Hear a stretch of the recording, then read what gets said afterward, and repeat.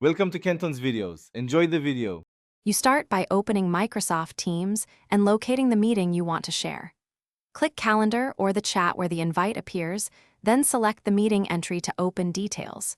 Make sure you are signed into the account that created or received the invite, because permissions determine which link you can copy.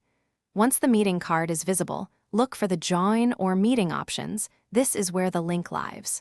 From here, proceed to reveal the Join link so you can copy it quickly and reliably. Once the meeting details are open, find the Join link or the Meeting Options area. Sometimes the URL is hidden under a More Actions menu. Click to expand the details and either tap the copy icon next to the link or right-click the URL and choose Copy. If you scheduled the meeting, also check the meeting chat or the calendar event description, where Teams often duplicates the link.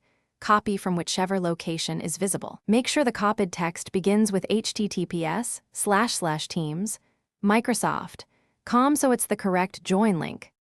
After copying, paste the link into your chosen channel, email, chat, or a calendar invite and send it. Test the link yourself by opening it in a private window or another device to confirm it reaches the meeting lobby as expected.